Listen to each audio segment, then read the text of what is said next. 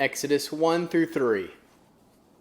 Now these are the names of the sons of Israel who came to Egypt with Jacob, each man with his household: Reuben, Simeon, Levi, and Judah; Issachar, Zebulun, Benjamin, Dan, Naphtali, Gad, Asher.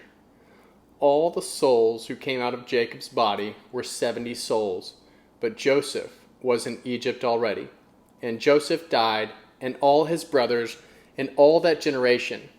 But the sons of Israel were fruitful and increased abundantly, and multiplied, and grew exceedingly mighty, and the land was filled with them. Now there arose a new king over Egypt, who did not know Joseph. And he said to his people, Behold, the people of the sons of Israel are more and mightier than we. Come, let's deal wisely with them, lest they multiply. And it happened that when any war breaks out, they also join themselves to our enemies and fight against us and escape out of the land. Therefore, they set taskmasters over them to afflict them with their burdens. They built storage cities for Pharaoh, Pathom and Ramses. But the more they afflicted them, the more they multiplied, and the more they spread out. And they started to dread the sons of Israel. The Egyptians ruthlessly made the sons of Israel serve, and they made their lives bitter with hard service in mortar and in brick, and in all kinds of service in the field, all their service, in which they ruthlessly made them serve. Then the king of Egypt spoke to the Hebrew midwives, one of whom was named Shiphrah, and the other Puah. And he said, When you perform the duty of a midwife to the Hebrew women, and see them on the birth stool, if it is a son, then you shall kill him. But if it is a daughter, then she shall live. But the midwives feared God, and did not do what the king of Egypt commanded them, but let the boys live. So the king of Egypt called the midwives and said to them, Why have you done this thing and let the boys live? The midwives said to Pharaoh, Because the Hebrew women are not like the Egyptian women, for they are vigorous and give birth before the midwife comes to them. God dealt well with the midwives, and the people multiplied and grew very mighty. Because the midwives feared God, he gave them households. Pharaoh commanded all his people, saying, You shall cast every son who is born into the Nile, and let every daughter live. A man from the house of Levi went and took a daughter of Levi as his wife. The woman conceived and bore a son. When she saw that he was a fine child, she hid him for 3 months. When she could no longer hide him, she took a papyrus ark for him and coated it with tar and with pitch.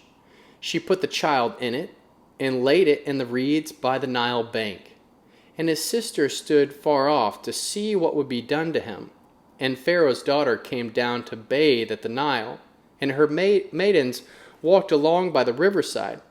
And she saw the ark among the reeds, and sent her servant to get it.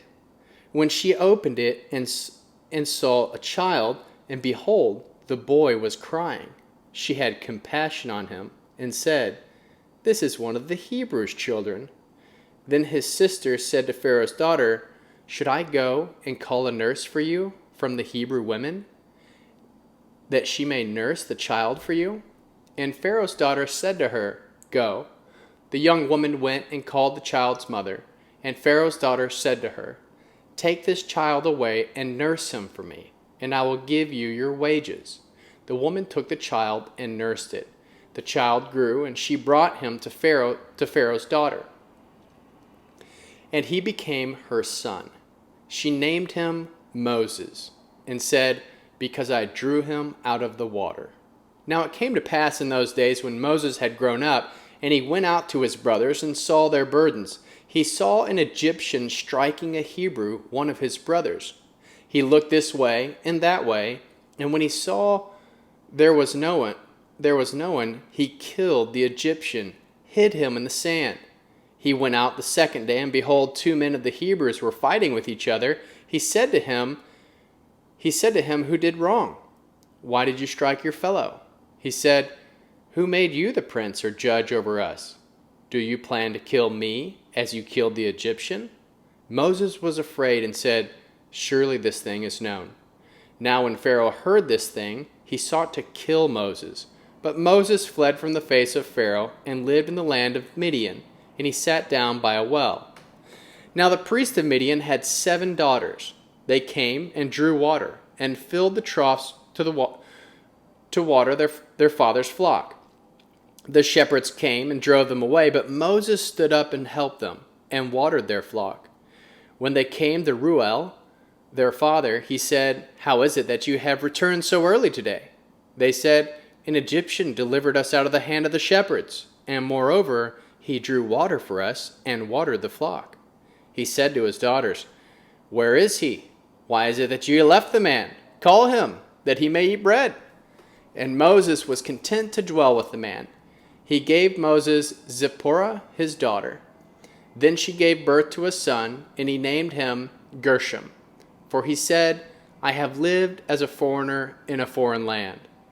In the course of those many days, the king of Egypt died, and the sons of Israel sighed because of the bondage, and they cried, and their cry came up to God because of their bondage. God heard their groaning, and God remembered his covenant with Abraham, with Isaac, and with Jacob. God saw the sons of Israel, and God was concerned about them. Now Moses was keeping the flock of Jethro, his father-in-law, the priest of Midian, and he led the flock to the back of the wilderness and came to God's mountain to Horeb. The angel of Yahweh appeared to him in a flame of fire from the midst of a bush. He looked, and behold, the bush burned with fire, yet the bush was not consumed. Moses said, "I will go now and see this great sight, why the bush is not burned." When Yahweh saw that he came over to see, God called to him from the midst of the bush and said, "Moses, Moses." And he said, "Hineni?" Then he said, "Do not come close. Take off your sandals, for the place you are standing is on holy ground." Moreover, he said, "I am the God of your father, the God of Abraham, the God of Isaac, and the God of Jacob." Moses hid his face because he was afraid to look at God. Then Yahweh said, "I have surely seen the affliction of my people who are in Egypt, and have heard their cry because of their taskmasters. For I know their sorrows. I have come down to deliver them out of the hand of the Egyptians, and to bring them up out of the land to a good and large land, to a land flowing with milk and honey, to the place of the Canaanite, the Hittite, the Amorite, the Perizzite, the Hivite, and the Jebusite. Now, behold, the cry of the sons of Israel has come to me, and I have seen the oppression with which the Egyptians oppress them. So now go, and I will send you to Pharaoh, that you may bring my people, the sons of Israel, out of Egypt." Moses said to God, "Who am I, that I should go to Pharaoh, and that I should bring the sons of Israel out of Egypt?" He said, "Certainly I will be with you. This will be the token to you, that I have sent you. When you have brought the people out of Egypt, you shall serve God on this mountain." Moses said to God, "Behold, when I come to the sons of Israel and tell them, 'The God of your fathers has sent me to you,' and they ask me, 'What is his name?' what should I tell him? What should I tell them?" God said to Moses, "Ayi Asher Ayi." And he said, "You shall tell the sons of Israel this, Ayi has sent me to you." God also said to Moses, "You shall tell the sons of Israel this, Yahweh, the God of your fathers, the God of Abraham, the God of Isaac, the God of Jacob, has sent me to you. This is my name forever, and this is my memorial to all generations. Go and gather the elders of Israel together and tell them, Yahweh, the God of your fathers, the God of Abraham, of Isaac, and of Jacob, has appeared to me, saying, I have surely visited you, and seen that which is done to you in Egypt. I have said, I will bring you up out of the affliction of Egypt to the land of Canaanite, the Hittite, the Amorite, the Perizzite, the Hivite, and the Jebusite, to a land flowing with milk and honey. Then you will listen to your voice.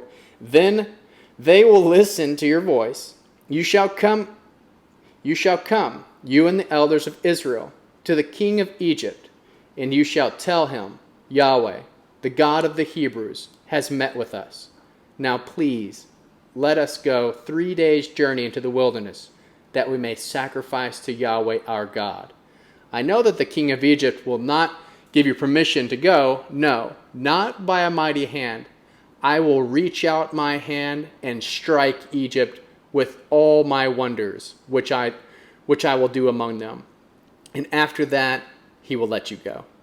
I will give this people favor in the sight of the Egyptians, and it will happen that when you go, you shall not go empty-handed, but every woman shall ask of her neighbor, and of her who visits her house, jewels of silver, jewels of gold, and clothing. And you shall put them on your sons and daughters, and you shall plunder the Egyptians.